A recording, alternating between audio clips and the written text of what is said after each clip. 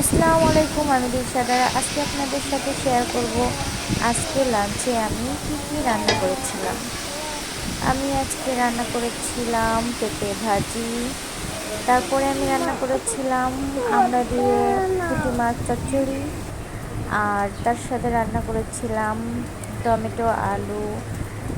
আর tomato আলু আর মাছ, আসলে এটা আমরা বলি পাকাল মাছ। আর রান্না করেছিলাম আমার মেয়ের জন্য টমেটো আলু আর জিওল মাছ। তো চলুন দেখি কী কী রান্না করছি আমি। এটাতে আমি ফার্স্টে মশলা দিলাম পেঁয়াজ, রসুন, ঝাল আর সরিষা বেটে নিলাম।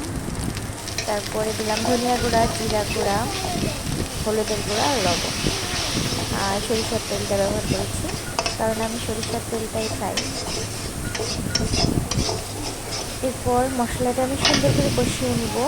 তারপর আমি ভিতরে দিয়ে দিলাম টমেটো আর আলু। টমেটো আলুটা মশলার সাথে একটু কষিয়ে নিলাম। এরপরে আমি বাটনার যে পানিটা ছিল ওটাই দিলাম। পানিটা দেওয়ার পরে এবার সুন্দর করে কষিয়ে নিচ্ছি। এরপরে আমি আরেকটা চুলাতে দিয়েছিলাম পেঁপে ভাজি। এই যে আমার হয়ে গেছে পেঁপে ভাজি। তারপরে আমি এই চুলাতেই ভাজি করে নিব, মাছ ভাজি করে নেব। একটু হলুদ দিই, একটু লবণ এর ভিতরেই দিলাম। ছোটো মাছ তো তাই জন্য আর কি। এগুলো হচ্ছে পুঁটি। আমি আসলে সব মাছ একটু ভাজি করে রান্না করি, কারণ আমার মেয়ের বাবা আবার ভাজি করে না রান্না করলে খাইতে চায় না। ওই জন্য মাছটা ভাজি করে নিচ্ছি, ছোটো মাছ। আর এই যে টমেটো আলুর ভিতরে আমি পাকাল মাছটা দিয়ে দিলাম। এটাও মোটামুটি ডান। এবারে জিওল মাছটা, এটা আমার মেয়ের তরকারির জন্য, এটাও ভাজি করে নিচ্ছি। এই যে দেখেন টমেটো আলু মাছ, এটাও হয়ে গেছে কমপ্লিট। এবার ওই সেম কড়াতেই, আমি কড়াটা ধুলাম না, ওটাতেই আমি দিয়ে দেব। এই যে এখানেও আমি দিয়েছি পেঁয়াজ, রসুন, কাঁচামরিচ আর সরিষা, সাদা সরিষাটা দিচ্ছি। এরপরে জিরা গুঁড়া, ধনিয়া গুঁড়া, তারপরে একটু হলুদের গুঁড়া, তারপরে দেবো আমি লবণ। এরপরে মশলাটা সুন্দর করে আমি কষিয়ে নিই সরিষার তেলের সাথে। এরপরে আমি ধুয়ে রাখা আমড়াটা দিয়ে দেবো। আমড়ার সাথে এবার মশলাটা সুন্দর করে কষিয়ে নেব। আমড়াটা কষানো হয়ে গেলে এবার আমি মশলার পানির ভিতরে এবার আমি দিয়ে দিলাম যে বাটনার যে পানিটা রেখেছিলাম ওটাই আমি দিয়ে দিলাম। দিয়ে আমড়াটা মোটামুটি একটু সেদ্ধ হতে থাকুক।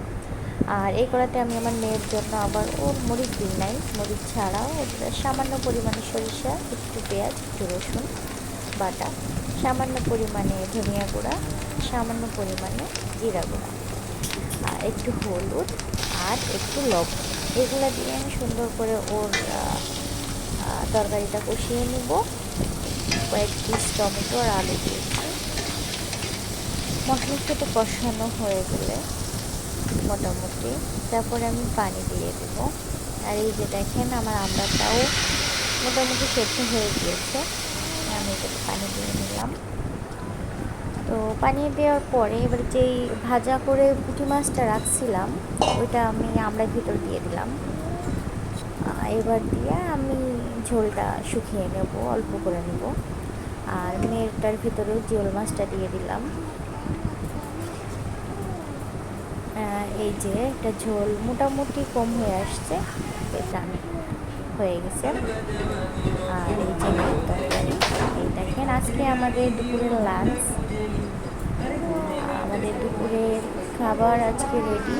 আমি আজকে রান্না করেছি জিওল মাছ দিয়ে টমেটো আলু রান্না, এটা মেয়ের জন্য। আল্লাহ হাফেজ।